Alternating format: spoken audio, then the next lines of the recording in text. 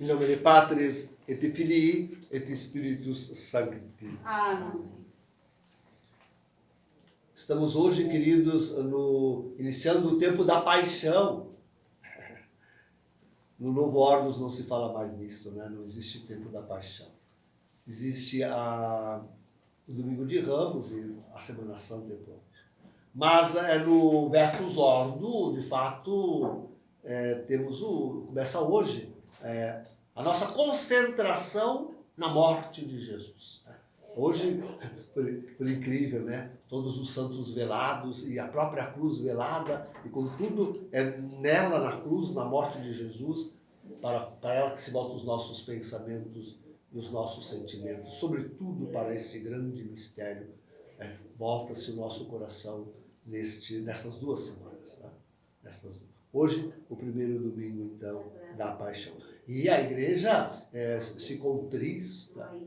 Por isso não admite, aliás, é outra coisa interessante, não admite no início da missa o Iudicame, mas em todo caso reza depois no introito, sabe? Que engraçado, E também não reza o Glória Patri, nada de expressão de alegria, já não temos mais sinos, é a matraca que se usa, né? Então, tudo, de fato, a igreja para nos lembrar, para nos ajudar, para nos levar a entender o quanto é importante nesta semana nós focarmos na morte de Jesus, na morte redentora. Aliás, o clima do Santo Evangelho não é outro, hein? Nos coloca bem ali, já os ânimos completamente acirrados.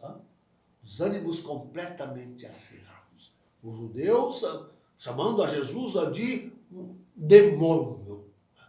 Os judeus chamando a Jesus de demônio. É tanta coisa bonita que a gente podia refletir, queridos, nessas leituras, né? É uma coisa impressionante. Sem esquecer o Santo Batismo, viram? Veja, primeiro, a primeira notícia no Evangelho é da inocência de Jesus. Ele é o Imaculado. Nada lhe pesa na consciência. É o homem sem pecado. No fim da missa eu direi que nós estamos esperando o homem do pecado. De outra parte da Escritura se chama de Cristo o homem do pecado. Pois aqui, no início do Evangelho, a primeira notícia é esta. Ele é o Imaculado, aquele que não tem... Quereis me arguir de pecado? Desafia ele os judeus. Não tem pecado. Jesus não tem pecado. Então, os judeus, como assim? Né? E chamam ele de samaritano, isto é, um herege, um cismático, samaritano. E, enfim, alguém que tem um demônio. Jesus que afirma de si trazer a verdade. Aliás, isso é importantíssimo. Jesus diz a palavra da verdade. Isso é o que sai da boca de Jesus. Se alguém que hoje, ainda refletiremos nesta missa, a gente fica procurando como um cego à noite, alguma luz, em noite tempestuosa, nublada, completamente escura. Jesus hoje mais do que nunca podemos dizer isso, realmente só Jesus, nosso Senhor, é a verdade. Se queremos buscar na treva deste mundo hoje, alguma coisa de bom, de verdadeiro, recorramos a Jesus. Não há outro. Não há outro. De fato, não há outro. E por isso mesmo Jesus honra o Pai. E é isso que é importante. Né? Aqui está todo o valor da coisa. Honrar a Deus, o Pai. Aquele, diz Jesus, que vós chamais de vosso Deus, mas não o conheceis. Não o conhecem porque não amam a verdade. Né?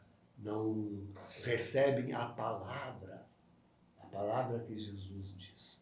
Não se batizam na sua morte. Não se deixam mergulhar no seu sangue preciosíssimo. E assim não tem a vida eterna. Veja na primeira leitura da carta de Paulo aos Hebreus, Jesus é o sumo pontífice dos bens eternos, porque só isso não importa. Só importa a honra de Deus, só importa Deus, só importa o céu. Palavra bem simples, eu gosto de dizer assim. Palavra bem simples. A única coisa que importa, a única luz verdadeiramente que pode vir a este mundo é o céu. É o céu. Nada de mesclado para o homem, mas realmente o puro céu. E isto para todos os homens, todos os homens. Os judeus, por este acirramento contra Jesus, por essa confissão de que Jesus é um demônio, um herege, um cismático, se colocam fora. Mas não era assim desde o princípio, porque desde Abraão viu Jesus. Desde Abraão, a fé, eu gosto de dizer desta forma, eu uso uma forma filosófico-teológica precisa. Quer dizer, toda a fé abraâmica, toda a fé do Antigo Testamento, vejam o que diz Paulo sobre o Antigo Testamento. O Antigo Testamento, a antiga aliança não conseguiu a redenção do homem. Senão acusá-lo de pecado. O Antigo Testamento não conseguiu senão acusar o homem do pecado. Aliás, Paulo usa uma palavra que em outro lugar ele refere ao batismo, dizendo que a consciência pura, sem mancha, vem ao homem e a capacidade de servir a Deus. Olha, Jesus honra o Pai. Nós devemos servir a Deus, diz o apóstolo. Vem pelo batismo. Vem pelo batismo. Então, sim, todo o Antigo Testamento, na verdade, recusado pelos judeus, que transformaram o Antigo Testamento numa acusação do próprio pecado. O Antigo Testamento vira um clarificador do pecado do homem. Todo o Antigo Testamento só tem sentido nessa visão abraâmica, isto é, na espera de Jesus, na esperança da revelação plena, na esperança da Trindade, a esperança de aprender a servir a Deus e honrar o Pai. Esta é a chave para entender, a chave secreta que os judeus não encontraram ainda. E tantos neopentecostais modernos, que são mais judeus do que os próprios judeus, não descobriram. Esta é a chave para o entendimento do Antigo Testamento. Isto é, que ele se refere todo a Jesus. Abraão se refere a Jesus. Abraão se refere a Jesus. Bem, então, ao que nós chegamos aí é justamente a este momento de oposição forte a Jesus, de uma parte, né? E de outro lado, a nossa consciência de que só Ele, só a sua cruz é a salvação para a humanidade. Abre as portas dos bens futuros, dos bens eternos, da vida eterna, da vida divina. Só a cruz de Jesus é a chave para o acesso a isto. E enquanto não usarmos esta chave, não nos voltarmos decididamente, olha o que dizia que é a Semana da Paixão, enquanto não nos voltarmos decididamente para esta chave, que é a cruz do Senhor, andaremos neste mundo como que perdidos em meio às trevas. Né? As trevas. E quão densas são estas trevas hoje, queridos. Quão densas. Vejam, deixe-me dizer para vocês que se desenha no horizonte do mundo um momento crucial, tremendo, que vem à luz, ou que é sobretudo provocado, mas que vem à luz com esse coronavírus, o Covid-19, né? Com esse pânico, esse pavor que colocou-se no mundo. Isto aí está provocando, queridos, tudo. Vejam, essa semana se levantaram vozes fortes e contra a própria ONU. Né? acusando a ONU de não saber gestir a crise humanitária. A ONU não soube capitanear, não foi à frente. Mesmo a OMS, a Organização Mundial da Saúde, filiada da ONU, não faz outra que não apavorar mais o mundo, por ser a serviço de apavorar o mundo. Essa acusação se levantou fortemente esta semana. Né? A ONU e seus organismos internacionais não têm feito outra. Né? Não têm trazido um auxílio para a crise. E a própria União Europeia foi atacada. Quantos membros da União Europeia, não só a Itália, a própria Alemanha, a Inglaterra, se levantaram, bom, a Inglaterra até já saiu, mas se levantaram contra a União Europeia, dizendo que se ela não serve para ajudar os países que... a União Europeia voltou completamente as costas para aquele epicentro da crise, que foi a Itália. Tá? E agora volta as costas para a Espanha, porque o vetor está mudando da Itália para a Espanha, e já vai pegando Paris e a França e a Alemanha. Então, mas a que serve a União Europeia se não ajuda os países em crise? Você quer o aspecto econômico? Você quer o euro? Você quer o euro? É socorro, porque a crise é... Antes, a própria China está vindo em socorro. Na verdade, a China está comprando a Europa, comprou a Itália, né? Está comprando o Brasil, até a Rede Globo, né? Está comprando o Brasil. Tá? Aproveitando as crises e comprando tudo. Ela criou a crise e agora está se fartando dela. Então, nós estamos aí num momento de crise universal. Os grandes deste mundo estão sendo questionados. Mas e daí? Como enfrentareis e como nos ajudareis nesta crise? Sabe quem, queridos, está despontando como o grande salvador da humanidade? Quem? Jorge Mário Bergoglio, o antipapa Francisco. Este estar ontem na praça de São Pedro vazia, fazendo... Não, e agora querem dizer até que apareceu um sinal de Nossa Senhora no céu. Ai, meu Deus do céu, olha, é isso que querem dizer. É isso. Mas, sabe, diante da crise universal dos grandes poderes, parece que somente e verdadeiramente a Igreja Católica que foi à frente, também no Brasil, e na África, e na Inglaterra, foi à frente convocando o povo a não sair de casa e a ficar fechando as igrejas, não celebrando a Páscoa. Parece que Bergoglio desponta como o grande líder. E nessa semana, queridos, várias vozes se levaram dizendo: precisamos de um líder universal, precisamos de um governo único sobre o mundo para enfrentar a crise. Olha o que está se dizendo. Esta semana se disse tudo isso. Tudo isso se disse essa semana. Quer dizer, estamos uma crise na saúde, uma crise econômica, uma crise na moeda, porque querem uma moeda única, esse dinheiro não pode ser tocado. Ele traz o Covid. Não toque na moeda, não toque no dinheiro, ele traz o Covid. O chip está sendo proclamado como a solução. A vacina, que porta a nanotecnologia, está sendo evocada como recurso. Na China, em Wuhan, já não se anda com um celular, aqueles que foram atingidos, que não esteja aí com uma marca sensível para... Então, olha, tudo aquilo que nós dizíamos, as profecias nos falavam, está aí espocando. Inclusive a chamada por um líder mundial. Não esquecer isso. Inclusive a chamada por um líder mundial.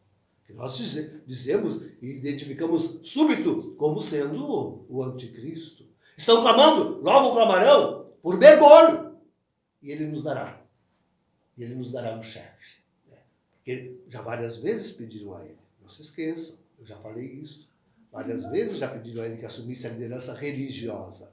Agora pedirão a ele que assuma a liderança total, universal. E ele nos dará um líder.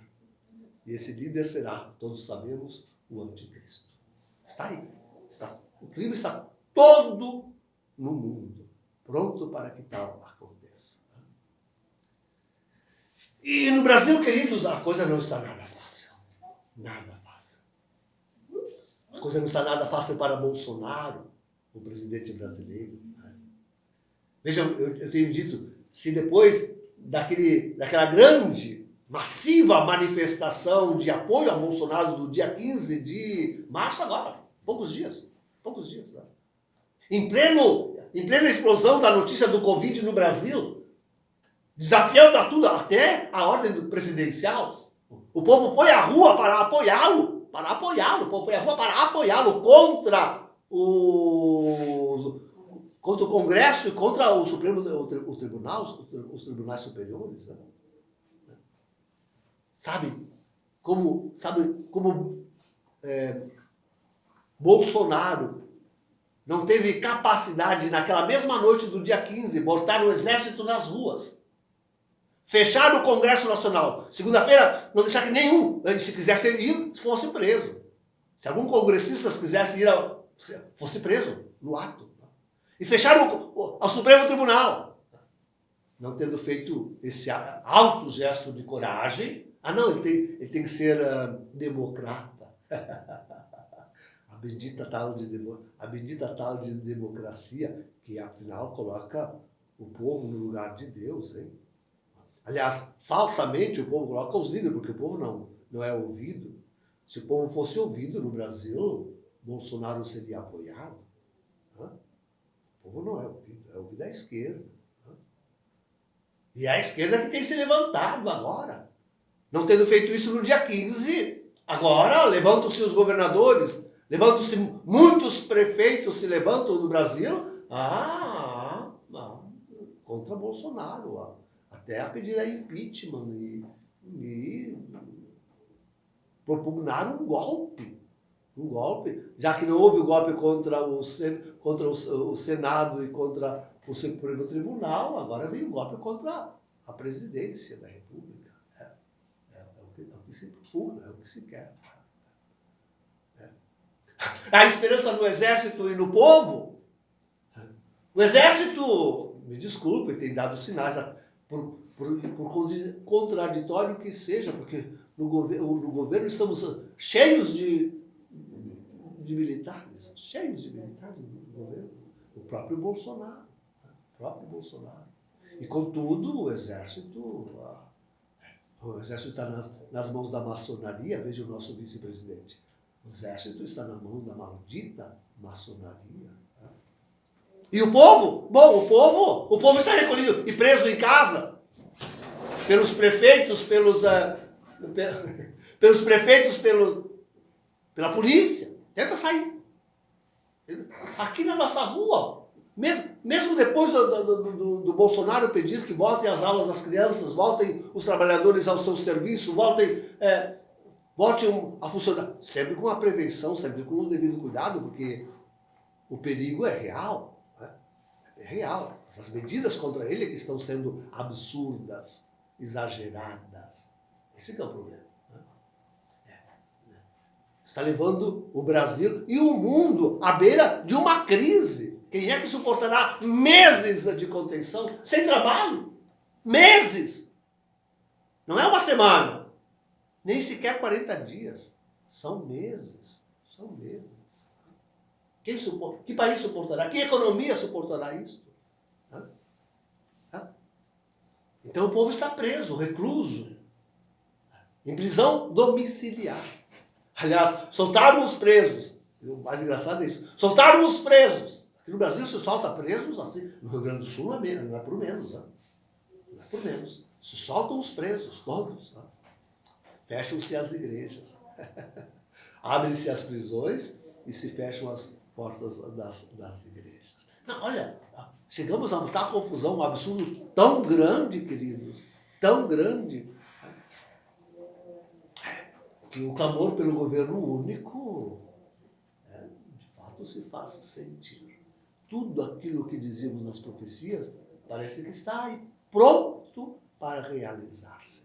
Talvez não exatamente como nós propugnávamos, que somos nós para entender e interpretar bem as profecias. Mas o fato é que até nas pestes nós falávamos, com certeza. Nós sabemos disso também. Mas está tudo aí, diante dos nossos olhos. Quem tem que elevar preces sincera a Deus, como nós estamos fazendo na missa de hoje também, a segunda prece tem sido para Deus nos livrar desses grandes males. Quem tem que elevar prece sincera a Deus somos nós, queridos. E em primeiro lugar, claro, pela nossa comunidade, mas pela igreja remanescente. Como eu peço a Deus que ela, no meio de tudo isto, seja guardada como um sinal de salvação, daqueles que aceitaram a redenção pelo único Salvador, que é o sangue redentor de Jesus. Então, em primeiro lugar, pela igreja remanescente, que está sendo atacada. Vejam o que estão fazendo com o Dom Alessandro Minutella na Itália. Está sofrendo muito, nosso irmão, aquele que esteve nos visitando aqui. Está sofrendo muito. Estão atacando, dentro e fora da igreja. Estão atacando ele muito, muito mesmo. Vai o nosso apreço a ele nesse momento. E a sua comunidade. Mas a igreja remanescente toda inteira, Nossa Senhora a proteja, a guarde, para dar ao mundo um sinal da eleição divina, da sua predileção, dar ao mundo um sinal de que Ele quer realmente a sua igreja presente ao retorno em glória e majestade do seu Filho.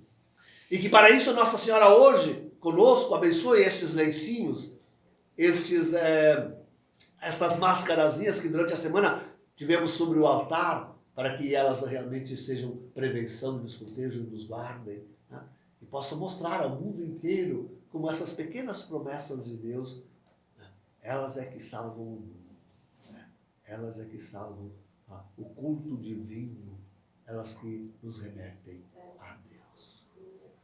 Em nome do Pai, do Filho e do Espírito Santo. Amém.